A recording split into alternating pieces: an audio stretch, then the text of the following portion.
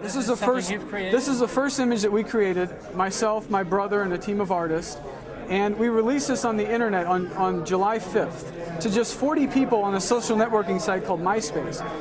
Some of your family members were some of the first people to receive the image. Within a few days, it was all over the alternative news websites. It was all over. People were using it as their main profile on their MySpace profiles. And your wife, Carol, even contacted me through MySpace to let me know that she had the image as a screensaver in her computer. That's right. And that's, you talk about the power of the internet. And that's the unbelievable force that 10 years ago that would never have been able to happen. Now I want to know, what was your first reaction when you saw this image? I thought it was very serious and good, but the first reaction was, I generally don't like to look at myself, but it's unique and different is what it is. I can tell it looks like a photograph, but immediately it's not a photograph, and it I think reveals me thinking seriously, and I've always been a serious person, so I looked at it very favorably, but I thought it was different and new and creative. Mm-hmm. Now, what did you think have you seen this image before? I have. And that, of course, I can say about the same thing. And I like that because it makes me think of somebody standing tall for something, for some sort of principle.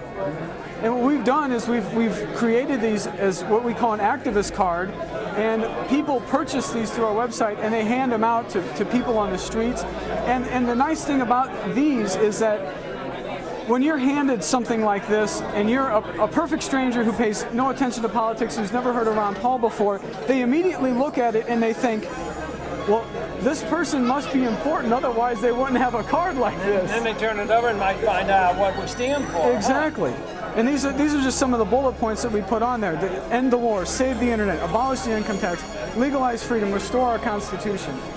And I have to tell you that it's during this recent meeting we've had here in Chicago where I've seen the most of these. I don't have this particular card, so may I keep this one? Of course you can. I want to keep this one because I don't have a personal copy of this, and my wife will be glad to see it. You can have anything that you want. My wife will be glad to see this, and I'm sure she'll be very pleased. And I think this summary of what we stand for is very unique. Well, I'm the guy who's sort of the visionary behind things, and then I have we have a team of people who are all die-hard Ron Paul supporters who do this and we don't sleep. We work 7 days a week, 24 hours a day, because we care. One of my rules is that you get involved and you do this, it's serious work, but you should have fun doing it.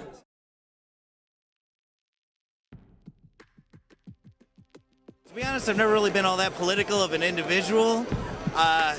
Just a total lack of faith in anyone that we've seen as far as presidential candidates. And Ron Paul's the first person that I've actually listened to and thought, wow, I believe this guy. Go Ron Paul, we believe in ya.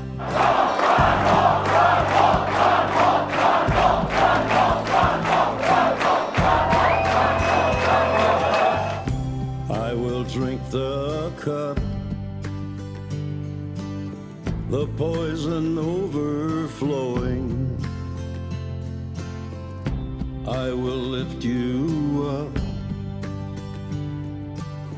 watch over where you're going. The first one in, the last one gone.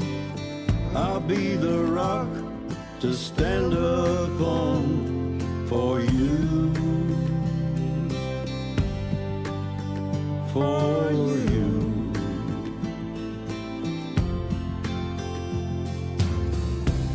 My spirit aches, and I can't stop this river flowing.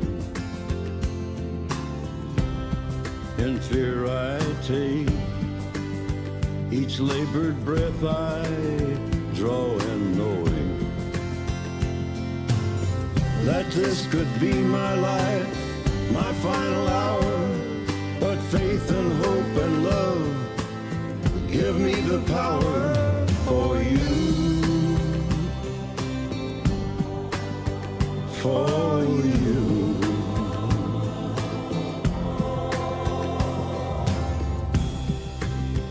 Yea, though I walk through the valley of the shadow of death, I will fear no evil, for you are with me.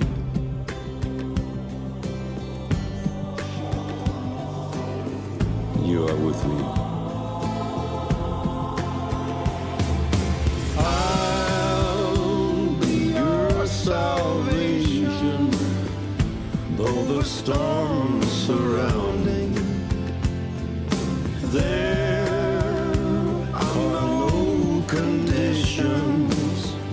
Lay my body down.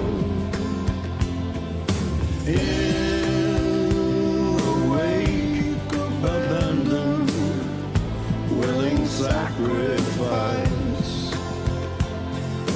I'll walk through the canyon, bring the shadows light for you, for you.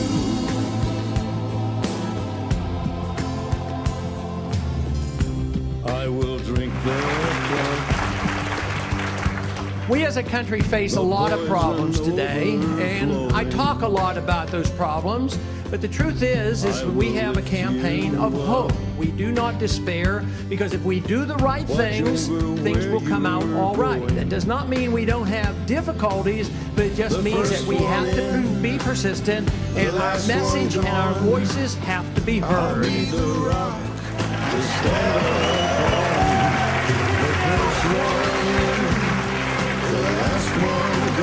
What I think has happened to us in our country is probably 100 years ago or so, somehow or another, freedom got chopped to pieces. There were some who would defend personal liberty, others would defend economic liberty, and others would have their say about their understanding of a foreign policy, which was our traditional foreign policy of minding our own business.